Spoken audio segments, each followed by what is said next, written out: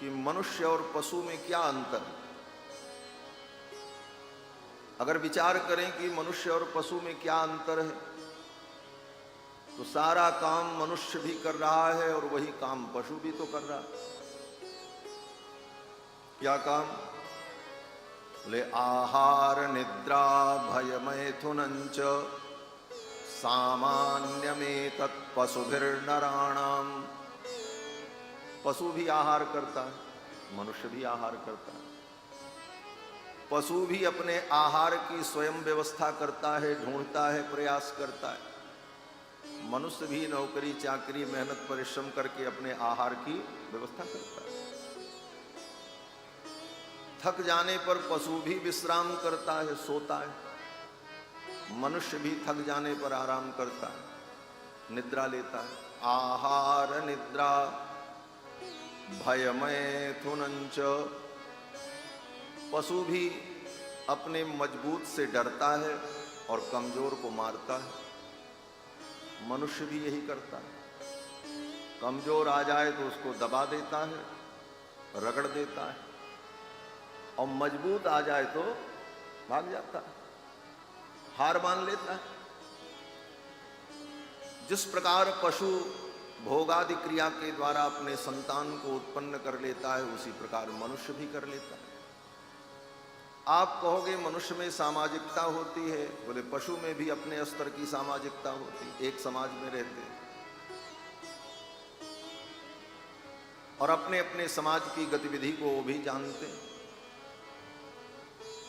और यही करते हुए पशु भी मर जाते हैं और मनुष्य भी मर जाते हैं। आहार निद्रा भय मैथुनंच सामान्यमेतत् पशुभिर्नराणाम। पशु में और मनुष्य में ये समानता।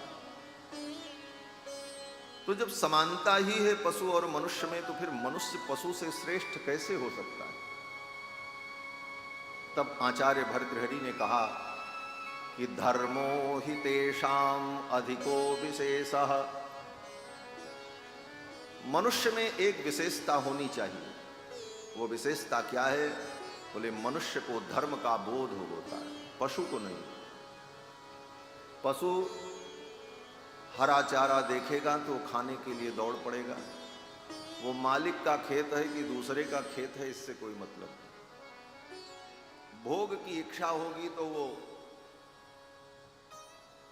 जहां भी उसे साधन मिलेगा वहीं वो प्रवृत्त हो जाएगा।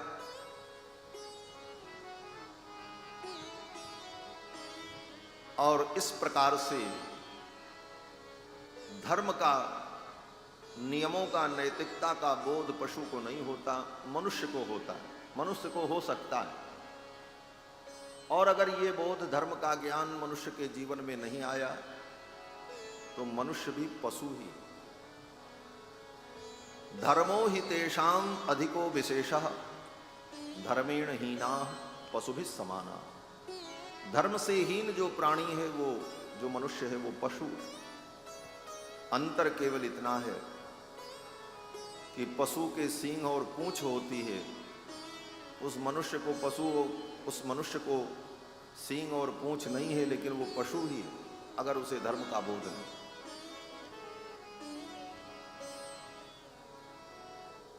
पुच्छ विषाणहीन पशु वह मनुष्य है जिसे धर्म का बोध है।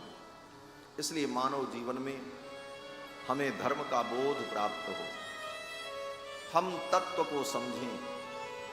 इस संसार में हमारा जन्म क्यों हुआ, मरने के बाद कहां जाना है, इस सारे संसार को चलाने वाला, इसको गति देने वाला कौन है। हम न चाह करके भी दुख क्यों पाते हैं, इन सारे कारणों पर विचार करने के लिए ही मानव जीवन मिला है। बोले महाराज ये विचार कैसे सफल होगा? बोले इसके लिए भगवान ने संसाधन दिया, वाणी दी। आप अपने मन की बात कह सके, पशु नहीं कह सकता। वो बता नहीं सकता कि हमें क्या पीड़ा है, हमारी समस्या क्या है। मनुष्य को परमात्मा ने वाणी दी, समझाने वाले, बताने वाले ज्ञानी जन दिए, वेद पुराण रामायण गीता भागवत जैसे ज्ञान के भंडार ग्रंथ दिए, इतने संसाधनों को पाकर के भी अगर हमने मानव जीवन को धर्म के पथ पर नहीं लगाया तो हम पशु, और पशु की क्या दशा होती है? बोले पशु जीता है, समय आने पर मरता है, फिर अनंत अनंत जन्मों तक वो इसी प्रकार भटकता है, उसी प्रकार हम भी भटकते रहे। इसीलिए मानव जीवन में धर्म के तत्व को समझकर, अध्यात्म के तत्व को समझकर हम अपने इस मानव जीवन को सफल बना लें। इसीलिए परमात्मा ने मानव जीवन दिया। एवं संसृति चक्रस्थे भ्राम्यमाणे स्वकर्म भी जीवे दुखाकुले विष्णोः कृपा काप्युपजायते। इस संसार चक्र में, जन्म मरण के चक्र में भ्रमण करते हुए जीव को देखकर, उसके दुख को देखकर भगवान के हृदय में जब करुणा प्रकट होती है, दया प्रकट होती है, तब भगवान कृपा करके उसे मानव जीवन देते कि एक बार इसे अवसर दिया जाए, शायद ये अपना कल्याण कर ले। संसार चक्र में भटकते हुए जीव को देखकर भगवान को दया आती है और उस दया के परिणाम स्वरूप ये मानव जीवन मिलता है।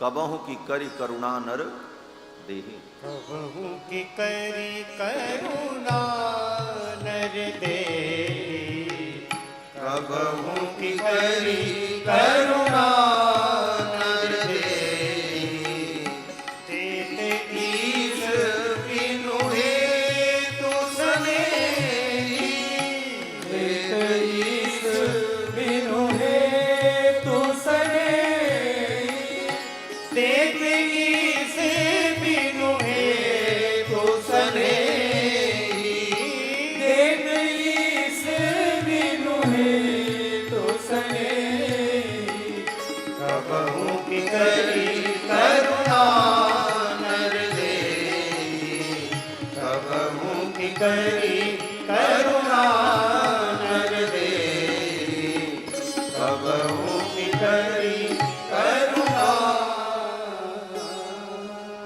भगवान की करुणा का परिणाम है कि हम आप मनुष्य बने। लोग कहते हैं महाराज भगवान की कृपा नहीं हो रही। भगवान की कृपा तो बरस रही है, उस कृपा का हम अनुभव नहीं कर पा रहे। कहते हैं भगवान की कृपा नहीं होती। बोले भगवान की सबसे बड़ी कृपा यही हुई कि भगवान ने आपको मनुष्य बनाया, हमको आपको मनुष्य बनाया। नहीं गधा घोड़ा बना दिए होते, घूमते रहते सड़क के किनारे। पहली कृपा यही हुई भगवान की कि आपको मनुष्य बनाया। मनुष्य बनने के लिए आपने भगवान को कोई एप्लीकेशन लिखा था, कहीं सोर्स लगाया था, कुछ याद है? बोले कुछ नहीं, पता ही नहीं था। लेकिन ईश्वर ने मानव के कुल में जन्म दिया, ये उसकी अपार करुणा थी। दूसरी करुणा, बोले मनुष्य के कुल में जन्म तो दिया, मनुष्य तो धरती पर बहुत है, लेकिन सनातन धर्मावलंबी वैदिक मार्ग का अनुसरण करने वाले पवित्र कुल में हमको जन्म दिया, ये भगवान की दूसरी कृपा है। नहीं तो बना देते, युगांडा में पैदा कर देते, जंगल में घूमते। भारत जैसे देश में जन्म दिया, ये भगवान की तीसरी कृपा। वो भारत देश जिस देश में जन्म लेने के लिए भगवान भी लालायित रहते। जयति भारत वर्ष देशः यस्य पावन भूमि भागे क्रीडितुम वांछति परेशः। परमात्मा भी जिस भूमि पर क्रीड़ा करने के लिए वांछा करता है, इच्छा करता है, ऐसे भारत भूमि में जन्म दिया, ये भगवान की तीसरी कृपा। और भारतवर्ष में भी हिंदू सनातन धर्मावलंबी कुल में जन्म दिया, नहीं तो मलेच्छ बना देते। ये भगवान की उससे बड़ी भी कृपा हो। और उससे बड़ी कृपा कि भगवान ने हाथ पांव नाक कान सब व्यवस्थित दिए, नहीं तो कितने जन्म से ही ऐसे अपाहिज अपंग पैदा होते हैं जिनका जीवन दुखमय हो जाता है। इससे भी बड़ी कृपा भगवान ने ये की कि आपको संसाधन दिया। उससे भी बड़ी कृपा भगवान की कि उस संसाधन के मध्य में आपको इतना समय दिया कि आप पांडाल में बैठकर भगवान की चर्चा सुन सको। ये उससे भी बड़ी कृपा। अब कैसी कृपा चाहिए? कृपा का मतलब केवल नोट थोड़ी होता। लोग यही समझते हैं खूब माल आवे यही भगवान की बड़ी कृपा। ये सब कृपा ही है। भगवान की कृपा तो हर क्षण बरस रही। ठाकुर कृपा ही करते, लेकिन उस कृपा का हम अनुभव नहीं कर पाते। अनुभव तब होता है जब संतों के चरण में जाकर के हम इन बातों को श्रवण करते हैं, तब भगवान की कृपा का स्वरूप हमें समझ में आता है। श्री प्रहलाद जी महाराज असुर बालकों को उपदेश देते हुए कहते हैं कि दुर्लभम मानुषम जन्म, ये मनुष्य जन्म बड़ा दुर्लभ है। तदप्यध्रुवमर्थदम, और इसकी दूसरी विशेषता ये है, ये मानव जीवन बड़ा दुर्लभ है, बहुत अच्छा है, भगवान की कृपा का परिणाम है, लेकिन इसमें एक खामी यह है कि ये कब आपका जीवन समाप्त हो जाए इसका कोई ठिकाना नहीं। ये दूसरी स्थिति अध्रुव है। कब ये मानव जीवन आपका चला जाए आपको पता नहीं। चलते चलते लोग मर जाते हैं, हंसते हंसते मर जाते हैं, भाषण देते देते गिर जाते हैं, सोए सोए मर जाते हैं। ये जीवन कब कहां समाप्त हो जाए इसका कोई ठिकाना नहीं। इसीलिए कहा कि गृहीत इव केशेषु मृत्युना धर्ममाचरे। मृत्यु ने आकर के पीछे से हमारे केस को, बाल को पकड़ रखा है। मृत्युना इव केशेषु, गृहीत इव केशेषु मृत्युना धर्ममाचरे। मृत्यु आ चुकी है, पीछे खड़ी है, बाल को पकड़ रखा है, बस गले पर तलवार चलाने वाली है। यह सोचकर व्यक्ति को हर क्षण धर्म में ही प्रवृत्त रहना चाहिए। गृहीत इव केशेषु मृत्युना धर्ममाचरेत्। मृत्यु आ चुकी है और सही में आ चुकी है। भागवत जी में ही श्री वसुदेव जी कंस को जब समझाते हैं तो कहते हैं, कंस ने कहा देवकी की 8वीं संतान से मेरी मृत्यु होगी। वसुदेव जी ने कहा किसी से किसी की मृत्यु नहीं होती। मृत्यु सबकी उसी दिन आ जाती है जिस दिन वो दुनिया में पैदा होता है। जिस दिन हम पैदा हुए उसी दिन हमारी मृत्यु भी हमारे साथ पैदा हुई। श्री वसुदेव जी महाराज कहते हैं मृत्युर्जन्मवताम वीर देहेन सह जायते। जिस दिन हम पैदा हुए उसी दिन मृत्यु भी पैदा हुई, हम मृत्यु के साथ ही पैदा हुए। मृत्युर्जन्मवताम वीर देहेन सह जायते अद्य वा अब्दशतान्ते वा मृत्युर्वै प्राणिनाम ध्रुवः। आज चाहे आज के 100 वर्ष बाद मृत्यु तय। तो मृत्यु तो हर क्षण हमारे साथ है। श्रीमद् वाल्मीकि रामायण में तो राम जी और अद्भुत बात कहते हैं। चित्रकूट में श्री भरत जी को उपदेश देते हुए भगवान श्री रघुनंदन ने कहा, भरत ये मृत्यु जीव के साथ ही रहती है। सहैव ब्रजति सहैव तिष्ठति। जब व्यक्ति चलता है तो उसकी मृत्यु उसके साथ चल पड़ती है। वो बैठ जाता है तो मृत्यु भी उसके साथ बगल में बैठी रहती है, वो कहीं से आती नहीं। ये तो लोक व्यवहार में हम लोग कहते हैं उनकी मृत्यु आ गई, बोले आ नहीं गई, वो तो पहले से आई थी, साथ में थी।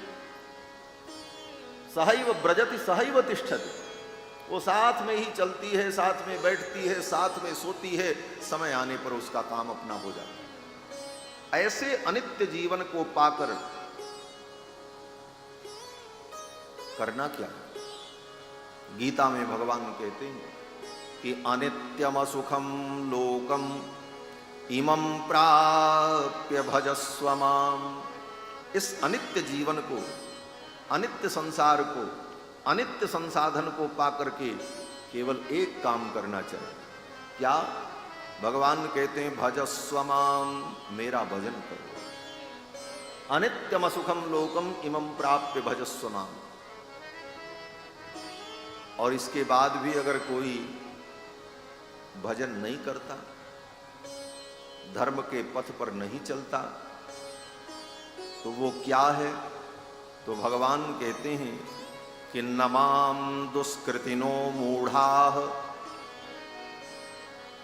जो धर्म के पथ पर नहीं चलते, मेरा भजन नहीं करते, वो दुष्कृति है। दुष्कृति का मतलब वो कुकर्मी है, उनके कर्म अच्छे नहीं। नमाम दुष्कृतिनो मूढ़ाः, वो मूर्ख हैं।